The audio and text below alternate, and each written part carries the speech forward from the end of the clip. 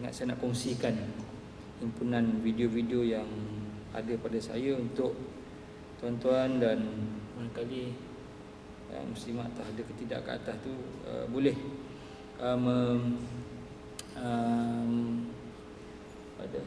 boleh melihatlah rancangan ataupun video ni. Wallahu a'lam. Sementara kita tunggu, kita di dalam 10 minit.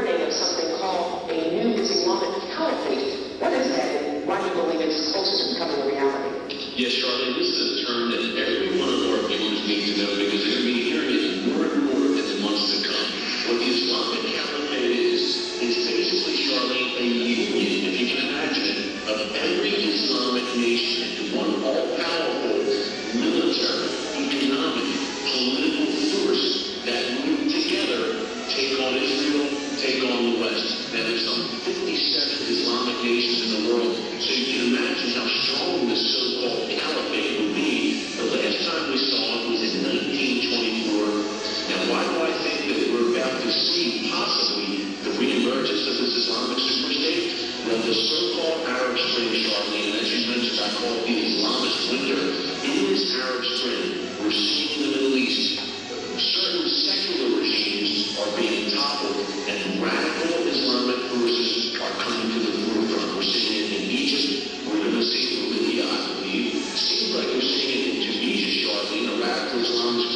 just won the elections there. We're also seeing it in Yemen. We can see it in Jordan. We can see it even in Syria. The regime there is bad enough, but it could be even worse if jihadis take over. So I think we're going to see a union, or we might possibly see a union of Islamic nations once again. If anybody thinks that Khilafah can be established without the path of jihad, this is because Abu Bakr as-Siddiq says, and we'll talk about the statement in his khutbah, وَمَا تَرَكَ قَوْمٌ الْجِهَادِ فِي سَبِيلِ اللَّهِ إِلَّا ذَلُّوا. And people who leave the mandate of jihad are going to be humiliated.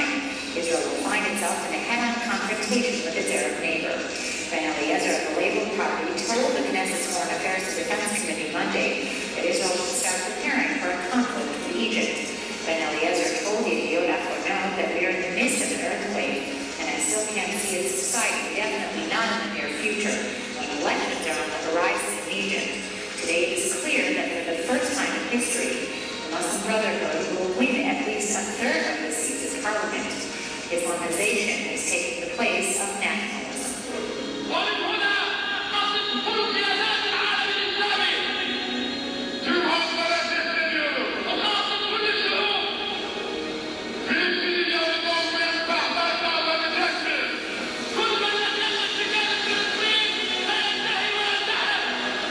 فأولى بالمسلمين في أنحاء العالم أن يبذلوا من أجل استعادة فلسطين خطة. فلسطين ليست مجرد أرض مستقلة، أرض مقدسة. رسول الله صلى الله عليه وسلم أو سنة حوالي 2 if you see Khilafah approaching the Holy Land, Palestine, then the time for earthquakes and disasters and great issues is approaching. And the hour, that time, will be closer to the people than my hand to your hand.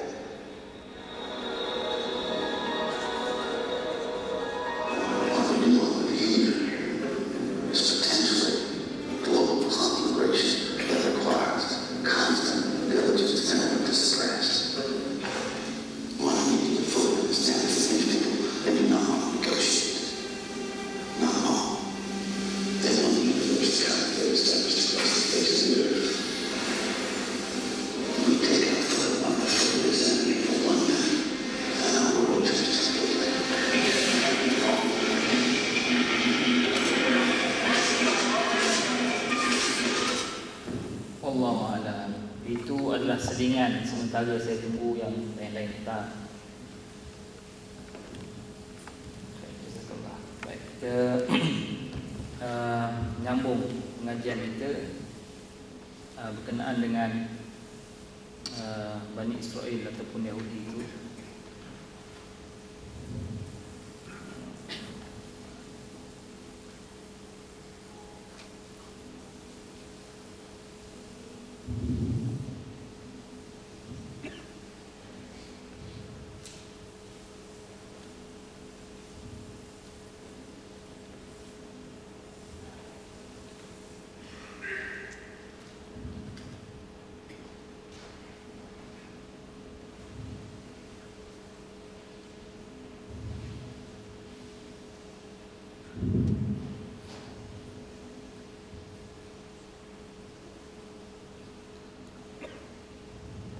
Hari itu kita ada bincang, seingat saya berkenaan dengan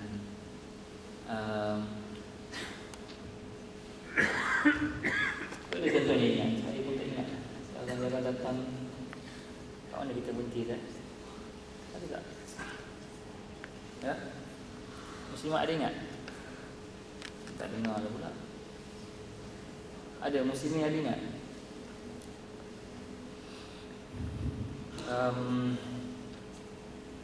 Kat mana kita berhenti dulu? Ada berkenaan apa? Bani Israel. Bani Israel, kat mana kita berhenti? Kalau tuan-tuan dengar baru-baru ni saya cakap di IKIM berkenaan dengan Bani Israel dan Yahudi. Ya. Pagi Rabu kalau tak silap saya yang lalu. Pagi Rabu ke pagi Khamis? Khamis ya? Pagi Khamis ya? Mungkin saya nak ulang sebagai penutup kepada perbahasan Yahudi ni lah. Kita akan masuk kepada kelompok Kristian. Okay. Bila kita dengar perkataan Yahudi, kadang-kadang kita akan dengar perkataan Bani Israel, ya, kita dengar perkataan ahli kitab. Mungkin saya ada tuliskan di situ. Kemudian tuan-tuan akan dengar juga perkataan kalau buku-buku Inggeris, Judaism ataupun Jews itu sendiri, ya, Jewish. Kemudian Semi. Ini adalah istilah-istilah yang sinonim dengan mereka. Bila kita baca Al-Quranul Karim, Suratul Fatihah khususnya, kita jumpa Allah SWT menyebut tentang janganlah kita jadi, atau kita berdoa kepada Allah, jangan kita jadi seperti orang yang dimurkai, ghairil maghdub, kan? Orang yang dibenci, waladhdallin, dan orang yang sesat. kita bila baca ayat Fatihah tu, setiap kali bila sampai alladzina an'amta alaihim, ya Allah kau bagi kami satu kenikmatan seperti mana kau bagi nikmat pada orang-orang yang lain, iaitu orang-orang beriman. Ghairil maghdub, maknanya nikmat ini diterima oleh orang maghdub, orang yang dibenci. Tapi bukan jadi seperti orang yang kau benci ni. Orang yang kau benci ni dia dapat nikmat tapi kau benci dekat dia. Waladhdallin, dan mereka ni pun dapat nikmat tapi kau sesatkan mereka. Dalam surah Al-Fatihah, bila setiap kali kita jumpa ayat tu, kita kena, otak kita terus catch, terus tangkap. Kita nak jadi orang mukmin bukan seperti orang Yahudi. Orang Yahudi, kalau kita tengok realitinya, nikmat atas dunia memang luar biasa pada mereka. Nikmat atas dunia ni dari sudut kebendaan, material, kekayaan, kekuatan, penguasaan di atas ekonomi dan dunia politik, memang Allah bagi satu benda yang kalau kita boleh, kita nak macam tu lah. Kita nak kekuatan macam tu, sudut ekonominya, dari sudut kuasa-kuasa dominan yang dia berjaya kontrol, ya, segala-galanya, sampai kita terpaksa nak boikot barang-barang dia. Dia tak perlu pun boikot barang orang Islam, ya. Kekuatan, satu kekuatan yang kalau boleh kita nak kekuatan tu. Tapi mereka adalah kelompok yang dibenci Allah. Kita faham, bila Allah bagi kenikmatan atas dunia adalah disebabkan Allah nak bagi. Kesenangan yang Allah bagi, kesenangan yang kita miliki, manusia miliki, adalah disebabkan Allah bagi. Ya. Tak kira apa agama dan apa bangsa dia. Kalau dia Hindu, dia Buddha, dia Yahudi, dia Kristian, nikmat yang dia dapat adalah kerana Allah bagi pada dia. Tapi kelompok yang Allah SWT khususkan Allah benci dalam surah Al-Fatihah ni adalah dapat nikmat tapi Allah benci. Pertama, maghdub, orang Yahudi. Yang kedua, dhalin, orang yang dapat nikmat tapi sesat. Sama juga kalau kita tengok orang-orang Kristian ni, dia mempunyai kelebihan-kelebihan yang orang Islam nak. Ya, dari sudut ekonominya barangkali, ya, dari sudut kuasa Amerika, kuasa Britain. Hari ni orang nak kaji apa-apa sikit, nak maju sikit tengok Amerika, nak maju sikit tengok Britain, tengok negara yang majoritinya adalah dikuasai oleh orang Kristian. Walaupun di sana ada Islam, ya, ada orang Islam, tapi kuasanya dikuasai oleh orang Kristian. Jadi kita punya kecenderungan kita itu akan melihat, oh, kita tengok barat. Ya, melihat kepada barat itu merupakan satu, seolah-olah macam satu indikator kemajuan. Ya, satu contoh kemajuan. Barat ini bukan sekadar barat, kita kena faham. Ini adalah disebabkan oleh dorongan ataupun penguasaan agama juga. Dia tidak mungkin bangsa itu berkuasa tanpa didorongi ataupun dibelakangi oleh satu fahaman. Jadi kalau dia berkuasa, kena tengok juga apa agama dia. Kalau bangsa itu berkuasa, kena tengok apa fahaman dia. Jadi dia bukan semata-mata berkuasa tanpa dikuasai oleh fahaman dia. Contohnya kita tengok China. Kekuatan China hari ini ada disebut di media-media barat sebagai satu kuasa yang sedang maju. Penguasaan China terhadap ekonomi umpamanya adalah disebabkan oleh ada sandaran dia, ialah disebabkan dia rajin, itu satu hal lah. Tapi kena lihat juga fahaman mereka ialah komunis. Ya, fahaman komunis ini secara tidak langsung memberikan pendekatan mereka terhadap ekonomi itu begitu, kerana fahaman dia itu adalah komunis. Fahaman yang kita anggap seolah-olah macam dipisahkan dengan kehidupan. Sebab itu dalam Islam dia mengajar kita agama dan kehidupan itu tidak boleh dipisahkan. Dan bukan saja Islam sebenarnya, malah kita lihat setiap agama atau setiap bangsa tadi, dia punya, orang kata apa, dia punya wajah itulah wajah agama. Walaupun dia tidak menunjuk sebagai nama agama. Sebab yang biasanya Islam yang menunjuk sebagai nama agama. Contoh kalau kita jual barang Islam, dia kata halal thayyibah, nama air ni air halal thayyibah. Jadi orang nampak air ni nak jual air ni ada nama halal. Jadi istilah-istilah Islami itu disandarkan kepada barang.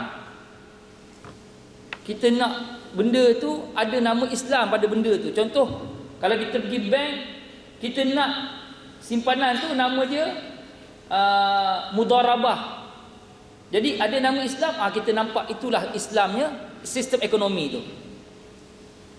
Tapi bila kita tengok bukan sistem Islam, dia tak menggunakan istilah-istilah yang bukan Islam.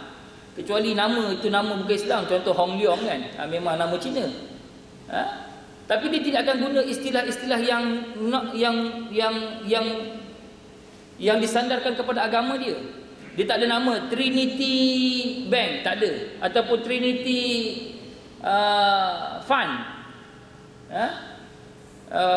Fund Trinity, Text Trinity atau Text Bible. Dia tak guna istilah begitu. Tapi Islam sering kita sandarkan dengan istilah Islam, mudharabah, takaful, ya, nak menunjukkan dia insurans tapi Islami. Jadi bila nak gunakan nama istilah Islam itu, dia sandarkan dengan nama istilah Islam tadi. Sebab itu kita melihat semua sebenarnya dalam sistem manusia ni, apa pun bangsa, kalaupun dia kata dia tidak ada agama, contohnya dia kata aku tak percaya pada Tuhan, ateis, orang tak percaya pada Tuhan, sebenarnya itulah agama dia. Agama itu adalah benda yang dia percayai, apa yang dipercayai, apa yang dia pegang, apa yang dia anuti. So anutan dia, kepercayaan dia ialah bahawa Tuhan itu tidak wujud. Itulah agama dia.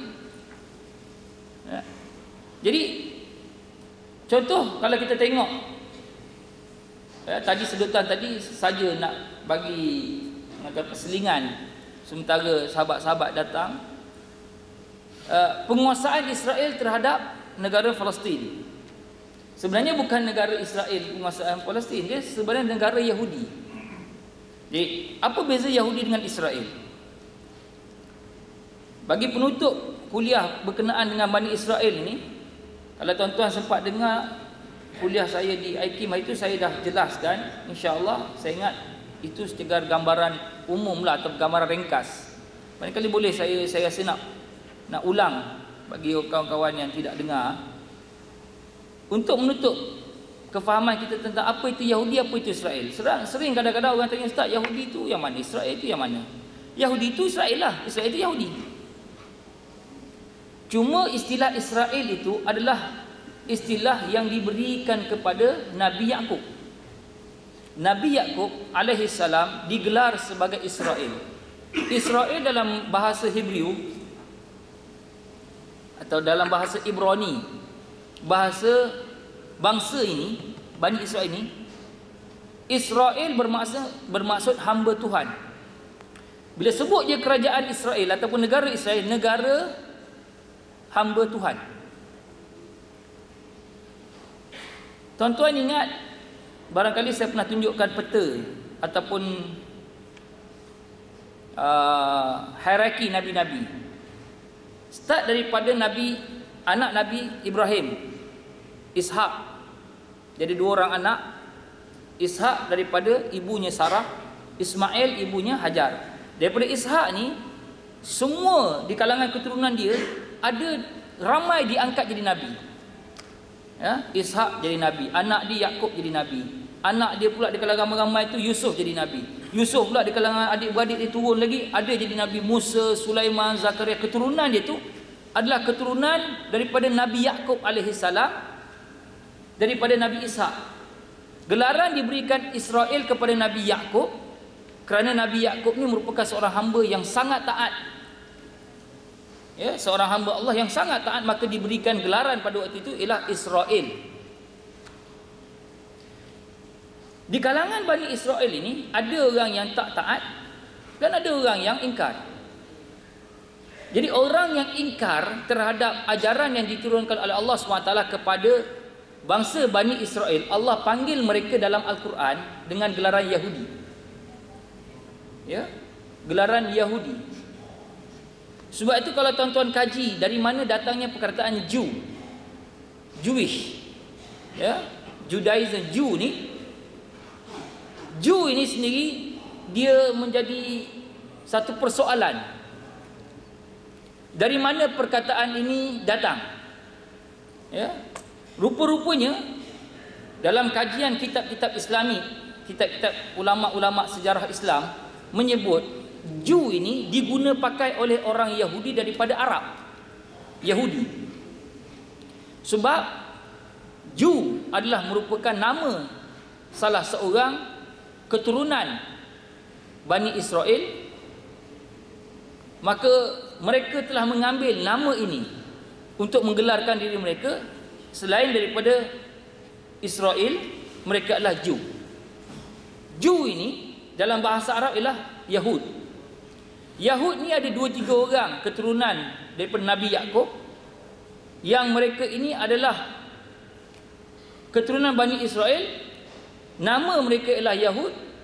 Kebetulan dalam sejarah menunjukkan Yahud ini adalah seorang yang kurang baik perangannya, ataupun memang jahat perangannya. Tapi kejahatan itu tidak menonjol dalam cerita ataupun dalam pengistilahan orang-orang Yahudi. Antaranya tuan-tuan boleh type dalam internet, ataupun sekarang kita nak cari maklumat kan, tak payah pergi library dah, duduk mana-mana pun kita type kat komputer tu, kat Google tu kita jumpa. Tuan-tuan boleh type Yahuda. Ya? Yahuda. Y-A-H-O-O-D-A. Ya? Itulah nama-nama beberapa orang dalam sejarah yang menggunakan nama Yahud. Ya? Apabila Allah Subhanahu Wa Taala menceritakan kejahatan Yahudi, maka kejahatan Bani Israel, Allah akan gelar mereka Yahudi. Seperti mana ayat yang masyhur tuan-tuan baca dalam surah Al-Baqarah ayat 120. Sengaja saya catatkan di sini supaya tuan-tuan boleh jadikan rujukan kalau pulang untuk mengkaji tafsir.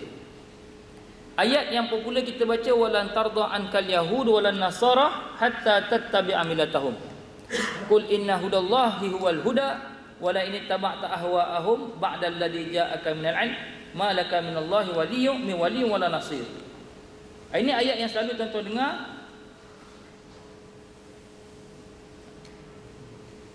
Ya, tidak akan redha di kalangan Yahudi. Itu Allah guna Yahud dan Nasrani, sehinggalah engkau ikut agama mereka, atau ikut kepada millatahum, kepada ajaran mereka.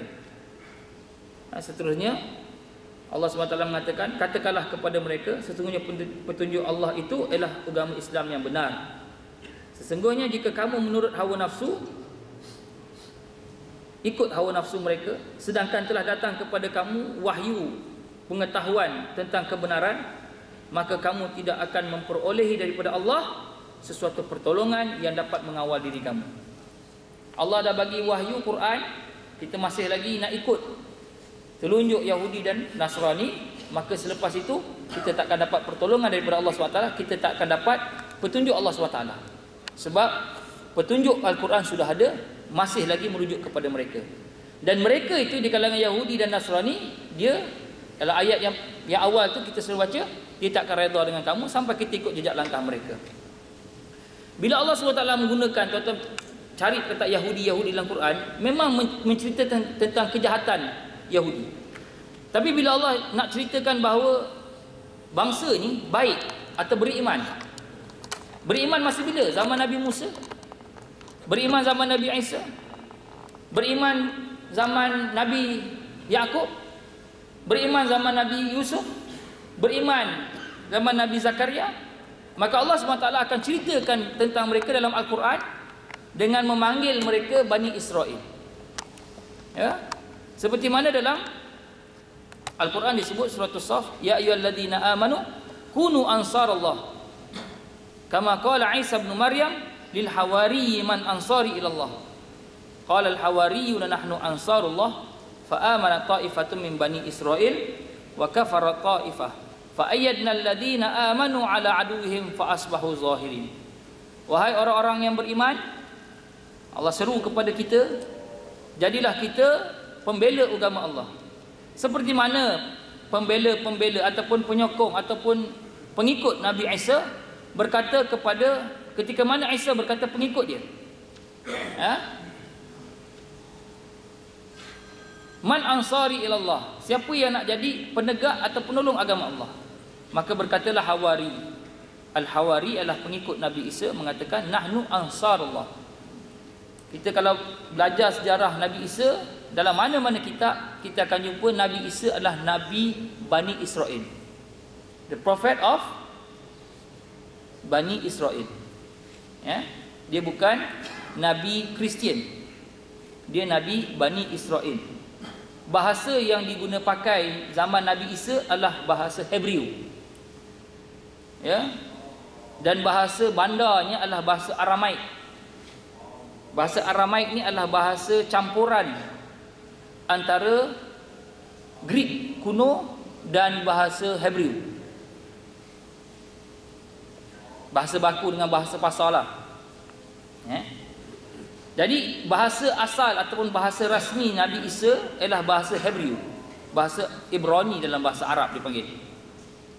Jadi dia Nabi Isa itu dikenali dengan Nabi Ibrani ataupun Nabi bahasa Hebrew, bahasa Nabi Bani Israel. Bani Israel, waktu ni tak cerita Rasulullah, tak sampai lagi ni. Bani Israel yang beriman dengan Nabi Isa, mereka ini ada yang berkata, wahai Isa, kami nak jadi ansarullah, penolong agama Allah, penegak agama Allah. So ini adalah orang baik. Kalau kita kata kami nak jadi ansarullah, baiklah kita. So zaman Nabi Isa pun berlaku orang-orang yang macam ni. Dia kata, wahai Isa, kami akan jadi penolong agama Allah. So kalau kita tengok istilah yang mengaku nak jadi penolong agama Allah, dia ni digelar sebagai apa dia?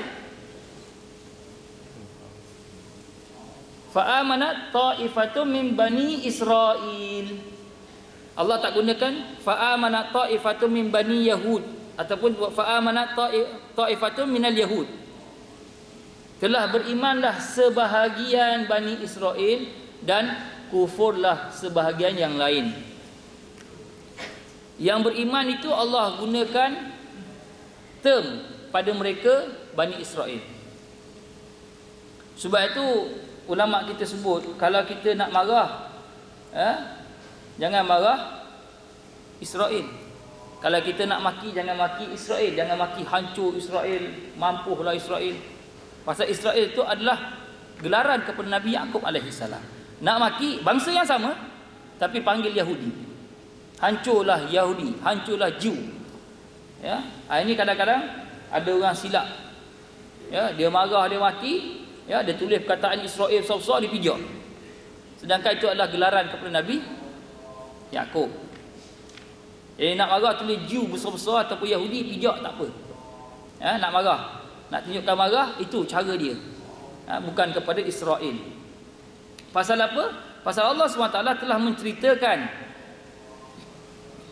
bangsa Yahudi ataupun Bani Israel, Yahudi yang jahat.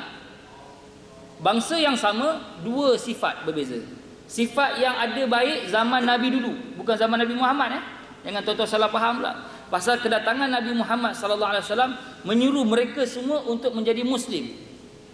Kalau mereka tak jadi Muslim, jadi jahat belaka. Pasal perintah kepada manusia ialah ikut Nabi di zaman dia. So Nabi Muhammad adalah Nabi akhir zaman, menyuruh semua manusia, bukan saja Yahudi, malah Kristian, orang Quraisy, siapa saja untuk mengikut ajaran Nabi Muhammad. Kalau tak ikut, jahatlah, fasiklah, orang ni sesatlah, orang ni kafirlah. Tak kira lah apa bangsa ataupun apa agama sebelum itu. Nabi Muhammad akhir. Sekarang ni kita tengah-tengah, Nabi Isa, Nabi Musa. Jadi Nabi masa sebelum Nabi Muhammad tu datang untuk menyeru Bani Israel untuk beriman dengan mereka. Yang beriman digelar Bani Israel, yang ingkar dipanggil dengan gelaran Yahudi. Yang gelaran ini diguna dalam Al-Quranul Karim. Faham tuan?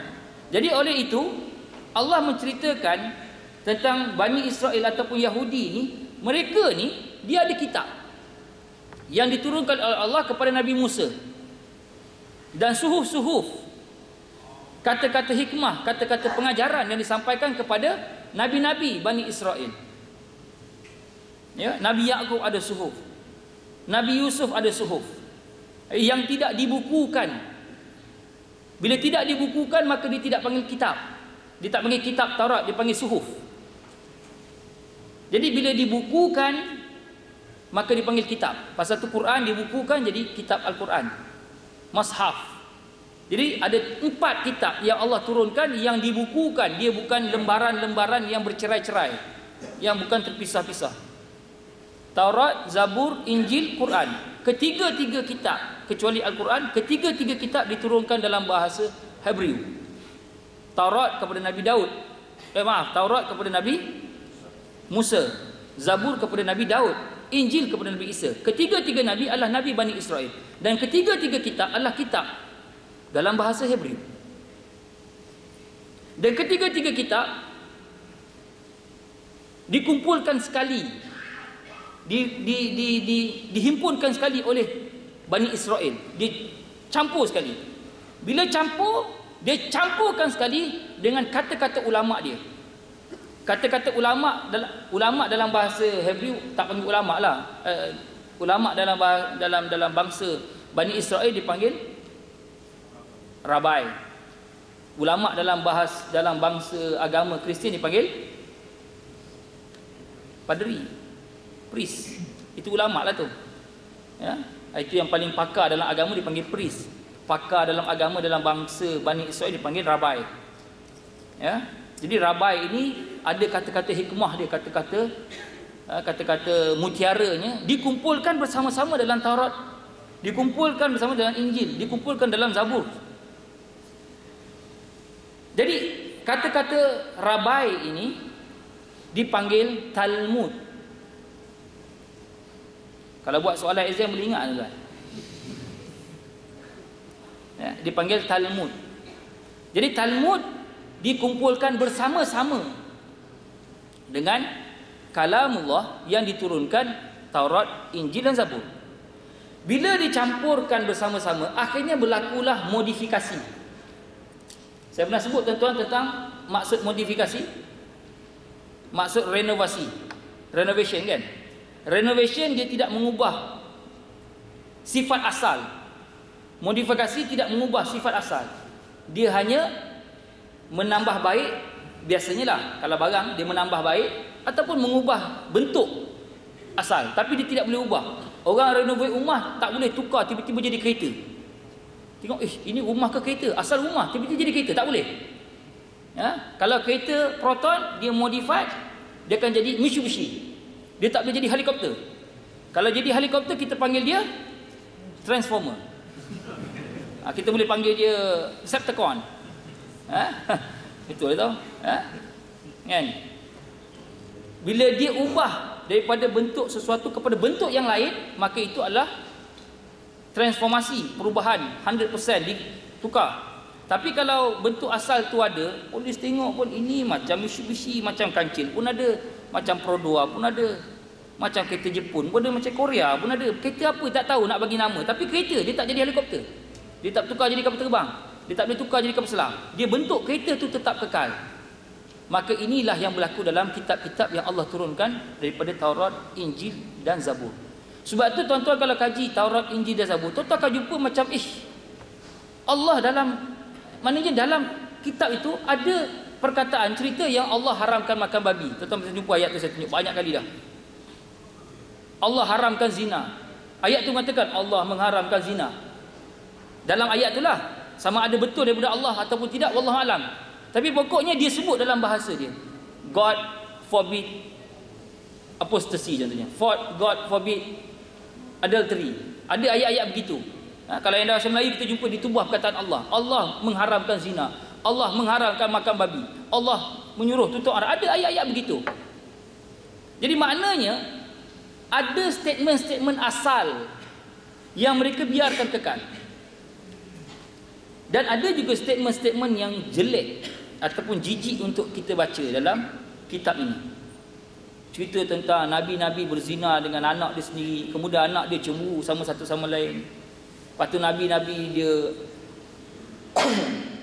dengan bahasa yang cukup detail buat projek dengan bahasa detail. bentuk tubuh badan, sebut dengan detail. Tentang bahasa-bahasa lucah tu memang cukup detail. Sampai kita kata tak payah baca majalah mangga, baca Bible je. Bahasa lucah cerita dia. Syair-syair lucah. Jadi kita pun bertanya, kenapa dia ada ayat? Takkan ada ayat Tuhan macam ni? Sebab dia kata this is word of God. Dia kata ni daripada Tuhan.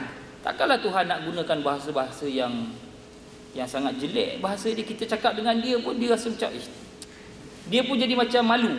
Tapi nak buat macam mana benda tu dalam kitab dia? Jadi itulah yang berlaku dalam kitab-kitab yang Allah turunkan kepada orang-orang Yahudi ataupun orang-orang Bani Israel yang mereka ubah dengan tangan mereka. Dan Allah SWT ceritakan benda itu dalam Al-Quranul Karim. Yuharrifunal kitaba biaidihim. Mereka itu mentahrif, memodifikasi. Tahrif ni maknanya ubah suai. Ya. Kitab dengan tangan-tangan mereka. Quran tak boleh orang ubah suai. Kenapa tak boleh ubah suai? Kenapa Quran orang tak boleh ubah suai?